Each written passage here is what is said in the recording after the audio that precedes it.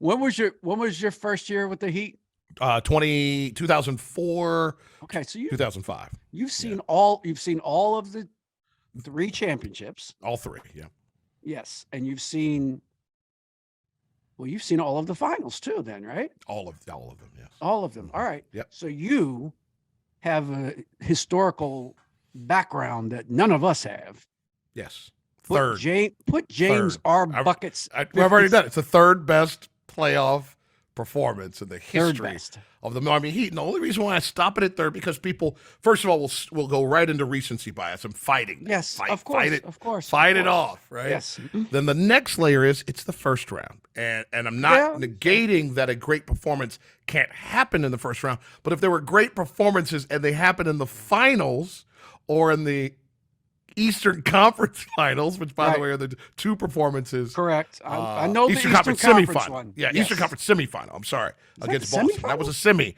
Yes, that's Game 6 in Boston. Nuts. That was yes. Are you sure?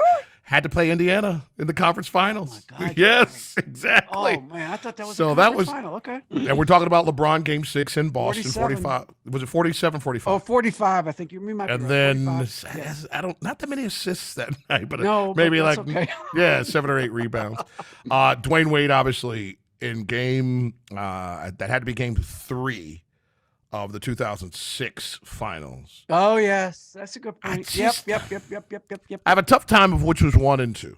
Yeah, because I give Dwayne the edge because he's Dwayne, right? He's the greatest player in Heat history, and that's not taking anything away from LeBron. It's just 4 years versus the totality of your time. Yes, sure. And what he elevated was a part of the elevation into this entire championship era for the Heat anyway.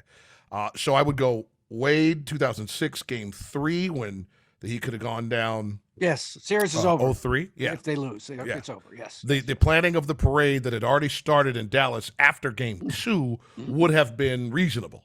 Yes. But it wasn't. So, and then the iconic. I mean, like this right here. Yeah. I mean, for all time. Yeah. For all time, that photo. In the Garden. Come on, man. In the Garden. Against a good Boston team. Yes, exactly. And LeBron was it one for the ages. It's got to be number 2, imagine, in his mind. Yeah. Of his performances. I don't know. He might have some stuff in that was it 2016? Was that 2016? And beyond Game 7. He might have stuff in that series that meant more to him. Maybe. But I'm saying from my eyes, that's at least number 2. Yeah. And then this one. It's the most points scored in a Miami Heat playoff game ever. Yeah. It's top 5 in a playoff game ever. Right. This league is as old as my mama. Exactly the same age. And so when I step back and go, we're not the oldest league, right? No. But we are clearly dynamic, right? No, we tend to get most, we tend to get most things right as it pertains to the societal movement and what's needed in growth. So in our youth compared to football, baseball, and hockey, we do some other things really, really well. And it's these dynamic moments in time, because even when the full screen came up on Heat Live postgame with Mike, Elgin, Donovan, and then and then Jimmy as the top performances, I saw 3 of those.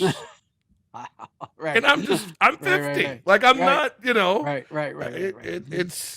It's pretty sweet to be able to have that type of tangible feel on the greatest things that have ever happened in this game, and to have watched Jimmy do this now, both in front of my eyes against Boston in that run to try to get to the title last year, and then that finals performance in Orlando that I was watching TV with everybody else trying to call those games. And now it's so just refreshing to just have fingerprints on it. And here's the thing, David, that I'll share with you, that it's, the moment didn't, it hit me really hard. Like it wasn't lost on me. Yeah. That I was calling that game. And as you know, man, I've spent the majority of these 30 years hosting and reporting, and I had lifted that skill set and that role even within just the Heat organization to a place where I'm super proud of it. But taking on radio play-by-play just a season ago, so it was my second full season, and having called some of the great performances that Jimmy Butler has provided now is a blessing that you just can't, you don't anticipate that.